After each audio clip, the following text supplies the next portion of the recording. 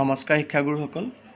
আমাৰ যি তিনিমহীয়া SMC মিটিং অনুষ্ঠিত কৰিব লাগে তাৰ গাইডলাইন কেনেদৰে এই মিটিং কণ্ডাক্ট কৰিব লাগিব প্ৰকাশ পাইছে আৰু সেই সম্পৰ্কে এটি অৰ্ডাৰ কপিও প্ৰকাশ পাইছে। ইতিমধ্যে আমি সকলো জ্ঞাত যে আমাৰ যি ষ্টেট SMC নটিফিকেশ্যন আছে সেইমতে প্ৰতি মাহে আমাৰ বিদ্যালয়সমূহত SMC মিটিং হ'ব লাগে, কিন্তু শিক্ষা মন্ত্ৰণালয় ভাৰত চৰকাৰৰ ফালৰ পৰা যোনটো গাইডলাইন আছে সেই গাইডলাইন মতে কোৱাৰ্টাৰলি মিটিং অনুষ্ঠিত কৰিব লাগে, অৰ্থাৎ তিনিমহীয়া এটি মিটিং অনুষ্ঠিত কৰিব লাগে SMCৰ, আৰু তিনিমাহকৈ বছৰটোত 4টা মিটিং কম্পালচৰি হিচাপে অনুষ্ঠিত কৰিব লাগিব।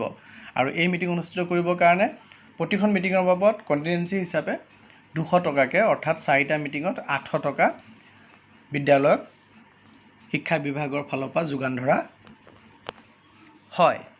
গতিকে এই নিৰ্দেশনাটি আহিছে মিছন ডাইৰেক্টৰ সমগ্ৰ শিক্ষাৰ ফালৰ পৰা প্ৰতিখন জিলাৰ ডিষ্ট্ৰিক্ট মিছন কোঅৰ্ডিনেটৰসকললৈ, আৰু বিষয়বস্তুত লিখিছে যে কোৱাৰ্টাৰলি SMC মিটিং অনুষ্ঠিত কৰা সম্পৰ্কে। আৰু ইয়াত লিখিছে যে ইয়াত এটা এজেণ্ডা দি দিছে স্কুল মেনেজমেণ্ট কমিটিৰ কোৱাৰ্টাৰলি মিটিঙৰ, আৰু সেই কোৱাৰ্টাৰলি মিটিং সেই এজেণ্ডা মতে প্ৰতিখন চৰকাৰী আৰু প্ৰাদেশিকৃত বিদ্যালয়ত উইদাউট ফেইল অনুষ্ঠিত কৰিব লাগিব।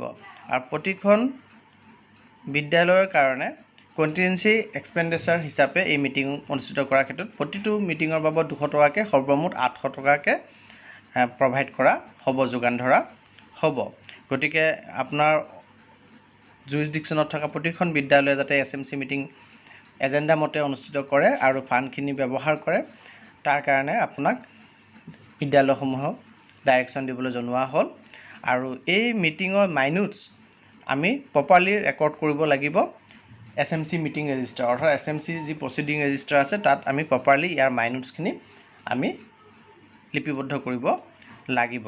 আৰু মাইনুটছ আৰু মিটিঙৰ যি ফটোগ্ৰাফ, এই ফটোগ্ৰাফ আমি আপলোড কৰিব লাগিব সমগ্ৰ শিক্ষাৰ যি হোৱাটছআপ গ্ৰুপ আছে, আপোনালোকক সময়ত সেইটো লিংক দিয়া হ'ব। সেই হোৱাটছআপ গ্ৰুপত আমি ফটোগ্ৰাফছ আৰু মাইনুটছ আপলোড কৰিব লাগিব, আৰু তাৰ লগতে ইমেইলো কৰিব লাগিব। ইমেইল আইডিটো অৰ্ডাৰটোত দিয়া আছে, আপোনালোকে স্ক্ৰীণত নিশ্চয় দেখা পাই আছে। আৰু প্ৰত্যেকজন CRCCয়ে এই কোৱাৰ্টাৰলি মিটিঙত তেওঁৰ জুৰিছডিকশ্যনত থকা স্কুলসমূহৰ এই কোৱাৰ্টাৰলি মিটিঙত উইদাউট ফেইল তেওঁ এটেণ্ড কৰিব লাগিব। আৰু কমিউনিটি পাৰ্টিচিপেশ্যনৰ যি DPO থাকে তেখেতেও অতি কমেও প্ৰতিটো কোৱাৰ্টাৰৰ 10খনকৈ বিদ্যালয় SMC মিটিঙত তেখেত উপস্থিত থাকিব লাগিব। এইটো আছিল নিৰ্দেশনা পত্ৰ, আৰু তাৰ লগত 4টা কোৱাৰ্টাৰলি মিটিঙৰ এজেণ্ডা ইতিমধ্যে দি দিছে। তাৰে প্ৰথমটো এজেণ্ডা আমি এই ভিডিঅ'টোত আলোচনা কৰিম, তাৰ পিছৰটো যেতিয়া সময় আহিব তেতিয়া আলোচনা কৰিম। আপোনালোকে স্ক্ৰীণত প্ৰথমটো কোৱাৰ্টাৰলি SMC মিটিঙৰ এজেণ্ডা দেখা পাই আছে। এই মিটিং অৰ্গেনাইজ কৰিব লাগিব 3rd 4th week of June 2024, অৰ্থাৎ জুনৰ 16 তাৰিখৰ পৰা জুনৰ 30 তাৰিখৰ ভিতৰত আপোনালোকে এই মিটিং এৰেঞ্জ কৰিব লাগিব। আৰু কি কি টপিক ডিছকাছ কৰিব লাগিব সেইটোও দি দিছে। প্ৰথম আপোনালোকে ফ্ৰী টেক্সট-বুকৰ বিষয়ে আলোচনা কৰিব যে ষ্টুডেণ্টে ফ্ৰী টেক্সট-বুক পাইছেনে নাই, আৰু যি বুক বেংক আছে বুক বেংকৰ পৰা কেনেধৰণৰ ছাপৰ্ট ল'ব পৰা গ'ল। তাৰপিছত গুণোৎসৱৰ বিষয়ে আলোচনা কৰিব লাগিব।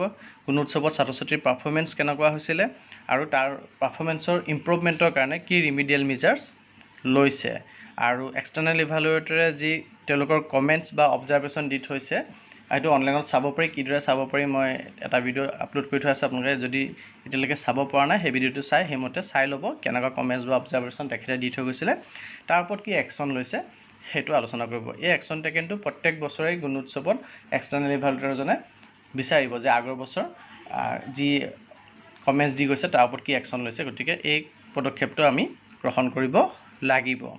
তাৰপিছত দিছে মনিটৰ অফ এটেণ্ডেঞ্চ, অৰ্থাৎ এটেণ্ডেঞ্চ আমি মনিটৰ কৰিব লাগিব, তাৰ বিষয়ে আলোচনা কৰিব লাগিব যে ষ্টুডেণ্ট আৰু টিচাৰ্ছৰ ডেইলি বেচিছৰ এটেণ্ডেঞ্চ মনিটৰৰ বিষয়ে আলোচনা হ'ব। আৰু যিসকল ষ্টুডেণ্ট ড্ৰপ আউট হ'বলৈ গৈ আছে, অৰ্থাৎ লং টাইম এবচেণ্ট আছে শিক্ষা সেতু পৰ্টেলত, তেওঁলোকক স্কুললৈ উভতাই আনিবৰ কাৰণে কেনেধৰণৰ পদক্ষেপ গ্ৰহণ কৰা হৈছে সেই বিষয়ে আলোচনা কৰিব লাগিব। আৰু গুড কোৱালিটি ইউনিফৰ্ম ষ্টুডেণ্টে পাইছেনে নাই সেই বিষয়ে আলোচনা কৰিব লাগিব। আৰু টয়লেটছৰ যি চাফ চিকুণতা অপাৰেশ্যনত আছেনে নাই, তাৰ মেইনটেনেঞ্চ কেনেকুৱা হৈছে, এই বিষয়ে ডিটেইলছ আলোচনা কৰিব লাগিব এই প্ৰথম কোৱাৰ্টাৰলি মিটিঙত। FLNৰ বিষয়ে আলোচনা কৰিব লাগিব। SMC কেনে ৰুল আছে FLNৰ ছাকচেছফুল ইমপ্লিমেণ্টেশ্যনৰ ওপৰত, আৰু বিদ্যা প্ৰৱেশ আৰু এই SMC FLN বা বিদ্যা প্ৰৱেশৰ যি মেটেৰিয়েলছ আছে TLMs আছে সেইবোৰ ৰিচিপ্টৰ ওপৰত আলোচনা কৰিব লাগিব। ECC আৰু ক শ্ৰেণীৰ ওপৰত আলোচনা কৰিব লাগিব। ECC প্ৰাইমেৰী লেভেলত কেনেধৰণৰ ফলপ্ৰসূ হৈ উঠিছে তাৰ বিষয়ে আলোচনা কৰিব লাগিব, আৰু কেনেধৰণৰ ষ্টুডেণ্টক ECCত কভাৰ কৰা হয়, আৰু প্ৰি প্ৰাইমেৰী এডুকেশ্যনৰ প্ৰয়োজনীয়তা কি এই বিষয়ে আলোচনা কৰিব লাগিব। Identification and enrolment of CWSN, অৰ্থাৎ যি বিশেষভাৱে সক্ষম ছাত্ৰ ছাত্ৰী আছে তেওঁলোকক চিনাক্ত কৰা আৰু তেওঁলোকক বিদ্যালয়লৈ অনা এই বিষয়ে আলোচনা কৰিব লাগিব। স্পেচিয়েল ট্ৰেইনিঙৰ এটেণ্ডেঞ্চৰ মনিটৰ কৰিব লাগিব, অৰ্থাৎ যি আমাৰ নন ৰেচিডেঞ্চিয়েল স্পেচিয়েল ট্ৰেইনিং আছে য'ত EVসকলে পাঠদান কৰে, সেই তাৰ এটেণ্ডেঞ্চ কেনেকুৱা সেইটো চাব লাগিব, মনিটৰ কৰিব লাগিব, আৰু তেনে ছাত্ৰ ছাত্ৰীসকলক মেইন ষ্ট্ৰীম কৰিব লাগিব, অৰ্থাৎ বিদ্যালয়লৈ উভতাই আনিব লাগিব। সেই ট্ৰেইনিংটো দিয়াৰ পিছত বিদ্যালয়লৈ অনাৰ ক্ষেত্ৰত ব্যৱস্থা ল'ব লাগিব। তাৰপিছত provision of pure drinking water and proper sanitary system, বিদ্যালয়ত বিশুদ্ধ খোৱা পানী আছেনে নাই, যদি নাই তাৰ ব্যৱস্থা কৰা সেই সম্পৰ্কে ভালদৰে আলোচনা কৰিব লাগিব। ইউটিলাইজেশ্যন অফ গ্ৰাণ্টছ, আমি জানো যে যোৱা 6/5/2024 তাৰিখে অৰ্থাৎ 6 মে'ত আমাৰ 25% এনুৱেল গ্ৰাণ্ট মোকলাই দিয়া হৈছে। সেই মোকলাই দিয়া এনুৱেল গ্ৰাণ্টখিনিৰ প্ৰপাৰ ইউটিলাইজেশ্যন আৰু গাইডলাইন মতে হৈছেনে নাই এই বিষয়ে। ইলেক্ট্ৰিচিটি বিলৰ বিষয়ে আলোচনা কৰিব লাগিব, ইলেক্ট্ৰিচিটি বিল কিমান হৈছে আৰু সেই বিলৰ পেণ্ডিং বিলৰ পে'মেণ্টৰ বিষয়ে আলোচনা কৰিব লাগিব, আৰু এনুৱেল গ্ৰাণ্টৰ পৰা এই বিল পে'মেণ্ট কৰিব পাৰে। ছামাৰ কেম্পৰ বিষয়ে আলোচনা কৰিব লাগিব, যে ছামাৰ কেম্পত কেনেধৰণৰ এক্টিভিটিছ হ'ব আৰু কেনেধৰণৰ এৰেঞ্জমেণ্ট কৰিব লাগিব, কোন কোন ৰিচ'ৰ্চ পাৰ্চন এই ছামাৰ কেম্পত প্ৰেজেণ্ট থাকিব যোনটো আমাৰ গৰম বন্ধ সময়ত হ'ব। তাৰ বিষয়ে আগতীয়াকৈ আলোচনা কৰি পেলাই ব্যৱস্থা গ্ৰহণ কৰিব লাগিব।